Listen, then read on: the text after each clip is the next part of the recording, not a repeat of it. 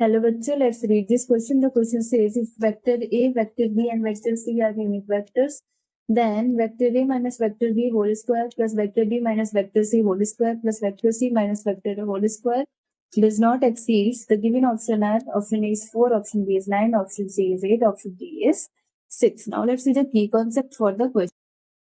The key concept for the question. तो अभी हम लोग यहाँ पे इसका की कॉन्सेप्ट देख लेते हैं. तो यहाँ पे जो हमारा की कॉन्सेप्ट चूज हुआ है वो है हमारा, अगर यहाँ पे हम लोग कोई वेक्टर ले लेते हैं m n o, ये हमारा कोई वेक्टर हो गया, ये सब हमारे यूनिट वेक्टर है. तो यहाँ पे अगर हम लोग यहाँ पे magnitude of vector m plus vector n plus vector o, अगर इसका स्क्वायर निकालें तो ये क्या होगा, ये ऑलवेज ग्रेटर देन और इक्वल्स टू 0 होगा. एंड यहाँ पे हम लोग देख लेते हैं magnitude of m vector plus n vector, इसका जो हमारा स्क्वायर होगा a plus b plus c का जो होल स्क्वायर होता है, यहाँ पे देख लेते हैं m plus n plus o का होल स्क्वायर हमारा होगा m square plus n square plus o square and plus 2. ये मैं सिंपली बता रही हूँ, आप लोग इसको अगर वेक्टर में सॉल्व कर रहे हो तो वेक्टर फॉर्म में लिखना, यहाँ सिंपली वेक्टर लगा देना होता है. और जहाँ m स्क्वायर n स्क्वायर उसे यहाँ magnitude of m square magnitude of n square magnitude of o square हो जाता है. तो यहाँ पे हमारा हो जाएगा mn plus no plus om. तो ये हमारा फॉर्मूला हो गया. अब इसका यूज करके हम लोग क्वेश्चन को सॉल्व करते हैं. हमें यहाँ पे एक वेक्टर दिया हुआ है, वेक्टर इक्वेशन है लाइक, जो कि है vector a minus vector b का whole square plus vector b minus vector a का whole square plus vector c minus vector a का होल स्क्वायर. और इसका हमें लिमिट बताना है कि वो किस वैल्यू से आगे नहीं बढ़ सकता है. और a b c हमारे क्या है, दीज आर यूनिट वेक्टर. तो यूनिट वेक्टर होने का मतलब क्या है, तो यूनिट वेक्टर होने का मतलब है कि इनका जो मैग्नीट्यूड है वो क्या होगा, 1 होगा. So magnitude of A, magnitude of B, magnitude of C is 1. All three magnitudes are 1. अब यहाँ पे हम लोग क्या करते हैं, इसको ओपन कर देते हैं, लाइक सभी को हम लोग स्क्वायर के फॉर्म में लिख देते हैं. सो ए माइनस बी का होल स्क्वायर क्या हो जाएगा, magnitude of vector A square plus magnitude of vector B square minus 2 A B vector. And अब b माइनस ए को ओपन करेंगे तो क्या हो जाएगा, plus magnitude of vector B square plus magnitude of vector A square and यहाँ पे हो जाएगा माइनस 2ba वेक्टर.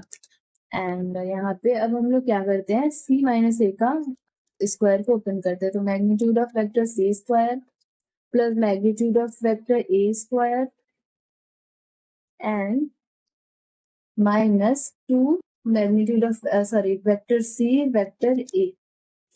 तो अब यहाँ पे इसमें हम लोग वैल्यूज रख देते हैं, mod A square mod B square. तो क्या हो जाएगा 1 plus 1 minus 2 vector A vector B and plus 1 plus यहाँ पे magnitude of vector B square magnitude of vector A square, 1 plus 1 minus 2 vector B vector A and plus यहाँ भी क्या हो जाएगा 1 plus 1 minus 2 vector C vector A. तो यहाँ से हमें कितने 1 मिल गए, 1 2 3 4 5 6. तो क्या हो जाएगा 6 एंड माइनस 2 कॉमन कर लेंगे तो vector A B plus vector B C and plus vector C A. तो यहाँ से हमको ये इक्वेशन लेफ्ट, ये इक्वेशन 1 है. अब यहाँ से हम लोग एक और टर्म को सॉल्व करते हैं. सो यहाँ से हमें कंक्लूजन मिल जाएगा. यहाँ पे हम लोग magnitude of vector A plus vector B plus vector C का होल स्क्वायर, यहाँ पे सारे टर्म्स जो है पॉजिटिव मिलेंगे.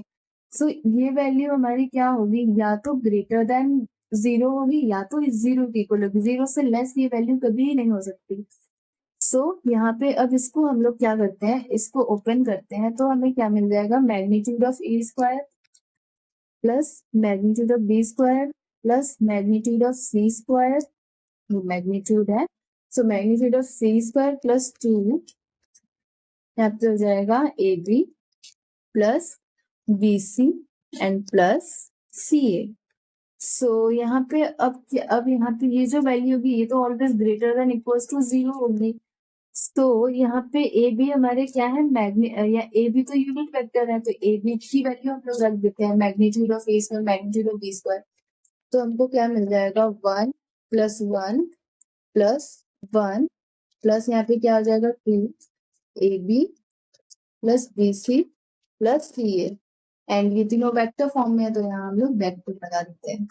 तो यहाँ से हमको क्या मिल गया 3 + 2 ए बी है ए B + B C + C A. सो इसको हम लोग कैसे लिख सकते हैं, we can write it as 3 को हम लोग लेफ्ट हैंड साइड में ले आते हैं तो यहाँ हो गया, या फिर हम लोग -2 A B B C C ए को हम लोग राइट हैंड साइड में ले आते हैं तो ये क्या हो जाएगा माइनस के फॉर्म में हो जाएगा। तो यहाँ हो जाएगा -2 A B + B C + C A. तो अब इसमें हम लोग इसको हम लोग इक्वेशन 1 के फॉर्म में लाने की कोशिश करते हैं तो हमें वहां से कंक्लूजन मिल जाएगा। इसमें क्या करते हैं हम लोग दोनों तरफ 6 ऐड कर देते हैं तो 3 + 6 greater than equal 6 - 2 A B + B C + C A. तो यहाँ से हमको क्या कंक्लूजन निकला 9 is greater than 6 - 2 A B + B C A B + B C + C A. तो ये यहाँ से हमको फाइनल इक्वेशन मिल गया कि हमारा जो ये वैल्यू है ये हमारा 9 से एक्सीड नहीं कर सकता है। तो यहाँ पे जो हमारा इक्वेशन है जो इक्वेशन 1 है ये भी सेम फॉर्म में है 6 - 2 vector A B B C C A. तो यहाँ पे हमें इसकी वैल्यू क्या मिल गई 6 - vector A B + B C + C A कि ये हमारा 9 से एक्सीड नहीं करता। So from equation 1 we get it cannot exceed by 9। So अब हम लोग करेक्ट ऑप्शन चेक कर लेते हैं। So vector A and B and C are unit vector then this value does not exceed by 9 which is option B। Hope you will understood it well. Best of luck.